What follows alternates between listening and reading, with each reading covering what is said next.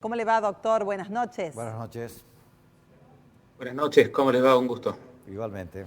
Bueno, ya estamos transitando, doctor, esta segunda ola. ¿Qué mirada tienen con respecto al asma y al COVID-19? Porque mucho se ha hablado al respecto. ¿Qué números, qué estadísticas tienen ustedes con respecto a afirmar lo que se temía o para descartar lo que tanto se planteaba en su momento? Miren, inicialmente se creyó que el asma era una patología de base que podía complicar la enfermedad por COVID o SARS-CoV-2 en aquellos pacientes que se pudieran infectar. Lo que hoy se sabe es que son muy pocos los pacientes con asma que efectivamente hacen un cuadro más complicado de COVID comparado con aquellos que no sufren asma, con lo cual deja de ser considerada una patología de riesgo. Sí es cierto que tienen tantas chances los pacientes con asma como el resto para infectarse de COVID, pero pareciera no ser una enfermedad que ponga al paciente en un riesgo de hacer un COVID más severo. Le pregunto, digamos ya que estamos hablando del tema, pero desde mi ignorancia, seguramente a lo mejor lo que le voy a preguntar no tiene nada que ver, pero puede ayudar, porque aquellas personas que padecen el asma o en algunos momentos usan mucho a veces el broncodilatador. ¿Ese broncodilatador puede servir como para que no ingrese el virus? Lo digo desde mi ignorancia. No, en absoluto. No, en absoluto. Ha habido solamente algunos medicamentos en spray que algunos lo utilizan, spray nasales en realidad, que se pueden utilizar en este caso en particular en la nariz y en la boca. Tienen un medicamento en su interior que se llama carragenina. Algunos estudios dicen que puede ser útil, otros que no, pero no evita el salbutamol, que es el aerosol que usted menciona, Claro. la chance de infectarse. Hasta acá no ha habido ningún medicamento que sostenga, que con evidencia fuerte haya demostrado poder evitar la infección por COVID.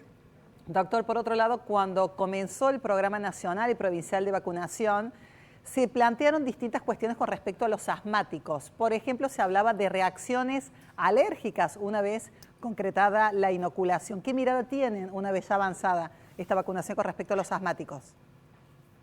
Los asmáticos no hacen más reacciones que el resto. Las vacunas para COVID no tienen una incidencia de reacciones alérgicas mayor que algunas otras vacunas que uno habitualmente utiliza, como vacuna antigripal, por ejemplo.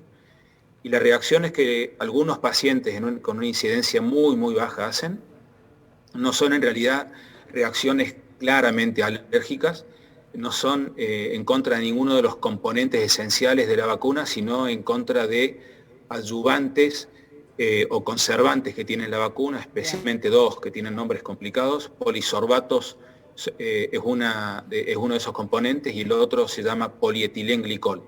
Son componentes que están en numerosos medicamentos, pero las reacciones honestamente son rarísimas. Ha habido mucha controversia respecto de esto y aparentemente una sobreestimación de esa información que lamentablemente ha generado mucha duda en muchos pacientes respecto de la colocación o no de la vacuna para COVID. Pero la realidad es que si uno pone en la balanza el peso de la enfermedad, de la infección por SARS-CoV-2 contra el beneficio de la vacuna, el resultado de ese balance es innegable. No hay nada que pueda sostener con fuerza la teoría de la no vacunación, en absoluto.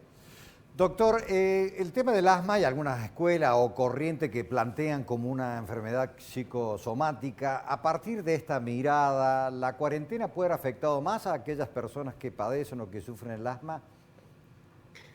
Bueno, el primer mito a derribar es que el asma pueda ser una enfermedad psicosomática. Hay un montón de mitos, da para un programa entero probablemente, pero uno de los grandes mitos es esto que usted plantea respecto de si es una enfermedad psicosomática o no. Claramente no lo es. En la mayoría de los pacientes es una enfermedad de origen alérgico, no en todos. Son especialmente no alérgicos aquellos que empiezan con la patología en la edad adulta. Todo el resto, que son la mayoría de los pacientes con asma empiezan en la infancia con sus síntomas, a veces solapados y confundidos con algunas otras cosas, y a veces acompañados por algunos otros síntomas, especialmente de la vía aérea superior. En esos pacientes el origen es alérgico y en esos pacientes algunas cuestiones emocionales pueden ser un desencadenante más de la enfermedad, pero nunca el único. El asma es una enfermedad claramente multifactorial.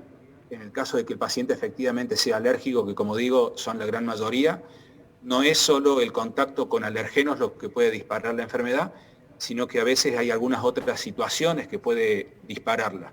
Y en ese sentido el ejercicio, por ejemplo, es una opción. Las infecciones virales, especialmente en la infancia, son un desencadenante muy común.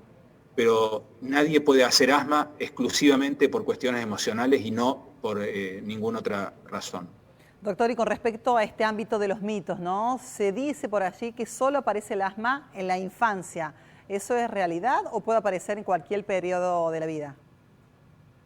Puede aparecer en cualquier periodo de la vida, efectivamente, pero la mayoría de los pacientes empiezan en los primeros años de la vida, muy especialmente en la edad preescolar, entre los 3 y los 5 años, con antecedentes a veces de padres fumadores, con antecedentes de algunas infecciones virales en los primeros años o primeros meses de la vida, como bronquiolitis, por ejemplo, y asociados a síntomas nasales como la nariz tapada, secreción cristalina, un moco que las madres lo describen como moco agua, estornudos y prurito nasal. Y ocasionalmente, recurrentemente, episodios de silbido en el pecho, que es el ruido que característicamente hace el paciente con asma, la tos, la dificultad para respirar y el broncodilatador. Cuando eso se repite y entra en un círculo vicioso, cuando se pasa la cronicidad, ahí estamos hablando de asma. Bien, ¿y hay alguna práctica que usted recomiende para tener un hogar saludable y evitar la aparición del asma, o cuando se manifiesta ya no hay nada que hacer? No, siempre hay cosas para hacer. El asma es una enfermedad crónica, pero igualmente tiene tratamientos para poder controlar la enfermedad, y cuando se logra determinar el origen, también hay tratamiento para tratar de intervenir ese origen y poder torcer la historia natural de la enfermedad. Bien. Y al mismo tiempo, en búsqueda de la prevención, hay que estimular el pecho materno como en muchísimas otras patologías. El ambiente tiene que ser un ambiente lo más limpio posible, poco smog, poca contaminación como con cigarrillo, por ejemplo, una alimentación y controles pediátricos regulares para que los niños y con la ayuda de su pediatra puedan determinar y encontrar estos síntomas precozmente para que la enfermedad no pase a mayores sin un control debido. Como en todas las enfermedades crónicas, el avance sostenido de la enfermedad lleva a complicaciones y nunca esta enfermedad al menos se resuelve solo. Doctor Sebastián Croce, muchísimas gracias. Tenga usted muy buenas noches. No, por favor. Un placer. Gracias a ustedes. Hasta luego. Bien, ha sido muy amable. Hablamos sobre el asma en este mes en el cual se promueve la concientización con respecto a esta patología.